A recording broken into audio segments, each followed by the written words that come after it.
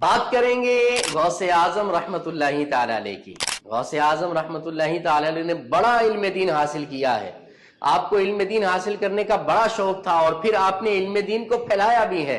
आपके दौरे तालिब इल्मी का, स्टूडेंट लाइफ का एक वाकया है कि आप रहमतुल्लाहि ताला अलैह के जब पढ़ा करते थे तो अल्लाह के एक वली जिनका नाम गौस था बड़े मशहूर थे, और अल्लाह के उस वली की करामत ये मशहूर थी कि वो बैठे बैठे गायब हो जाते हैं, और इसी वजह से बाज़ किताबों में उनका नाम गायब शाह भी आया है।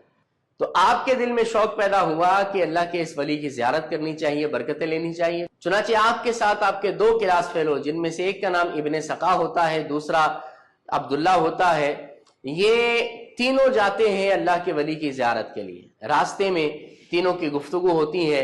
इब्ने सका ये दौरे तालिब इल्मी के अंदर ही, स्टूडेंट लाइफ में ही इतना बड़ा मुनाजिर होता है कि ये गैर मुस्लिमों से मुनाजरे किया करता और उनको हरा दिया करता था। इसके इल्म के सामने कोई भी रुकता नहीं था। तो इब्ने सका अपने इल्म पर नाज करने लगा, फख्र करने लगा, कहने लगा कि बड़े अल्लाह के वली बने फिरते हैं, बड़े मशहूर हैं, मैं जाऊंगा और ऐसा सवाल करूंगा कि उनको जवाब ही नहीं आएगा।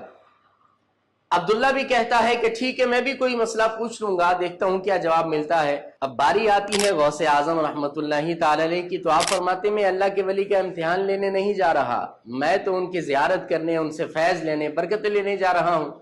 चुनांचे ये तीनों अफराद जब उस वली कामिल के कमरे खास में पहुंचते हैं, देखते हैं कि कमरा खाली होता है, कोई भी मौजूद नहीं होता, उस वली की मसनद भी खाली होती है। लेकिन थोड़ी देर बाद देखते हैं तो अल्लाह के वो वली अपनी मसनद पर जलवा अफरोज होते हैं, हालांकि कमरे में आए गए नहीं होते, फौरन ही जाहिर हो जाते हैं। तो वो जो करामत सुनी थी इन्होंने कि ये अल्लाह के वली गायब हो जाते हैं और जाहिर हो जाते हैं, अपनी आंखों से इन्होंने देख लिया। लिहाजा अल्लाह के वो वली अब मुखातब होते हैं तीनों की तरफ। इब्ने सका से कहते हैं कि ऐ इब्ने सका, तुझे अपने इल्म पर बड़ा नाज है, तो बड़ा फख्र करता है, सुन तेरा सवाल ये है और जवाब ये है। और फरमाया मैं देख रहा हूं तेरी तकदीर में कि तू गैर मुस्लिम होकर मरेगा। अब्दुल्ला से फरमाया तू भी ये सोचकर आया था कि पूछेगा, क्या जवाब मिलता है? तो फरमाया सुन तेरा सवाल ये है, तेरा मसला ये है, जवाब ये है।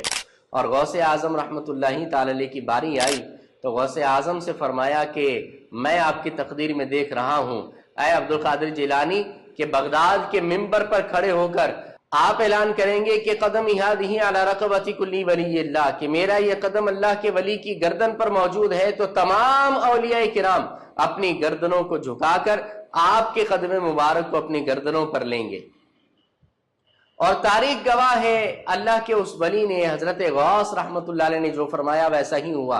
इब्ने सका एक गैर मुस्लिम लड़की पर आशिक हो गया, उसने शर्त रखी कि इस्लाम छोड़ दो तो फिर तुमसे शादी करूंगी। बहरहाल उसने लड़की के इश्क में मुब्तला होकर इस्लाम को छोड़ दिया, माज़ अल्लाह। और वही लोग जो इसके हाथ चुमा करते थे इब्ने सका के, इसको ठुड्डे मारते हुए जाया करते, इस पर थूक फेंकना भी गवारा ना करते, और उस लड़की ने भी इसको छोड़ दिया। कहा कि तू जब अपने नबी का वफादार नहीं बन सका तो भला मेरा वफादार कैसे बनेगा? अब्दुल्ला कहता है कि मुझे वजीर औकाफ बना दिया गया और मैं इतना दुनिया के कामों में मसरूफ हो गया, दुनिया मेरे पास इतनी आई कि मुझे सजदा करने की भी मोहलत ना मिलती थी। और गौसे आजम के बारे में जो फरमाया, तारीख गवाह है कि आपने जब ऐलान किया कि मेरा यह कदम अल्लाह के हर वली की गर्दन पर मौजूद है, तो तमाम औलिया किराम ने अपनी गर्दनों को झुकाकर आपके कदमों को, आपके कदम को अपने गर्दन पर, अपने सीने पर, अपने सर पर लिया। ये अल्लाह रब्बुल आलमीन ने आपको बरकतें अता फरमाई। तो नाजरीन, बाअदब बानसीब हुआ करता है, अल्लाह के वलियों का अदब हमें करना चाहिए।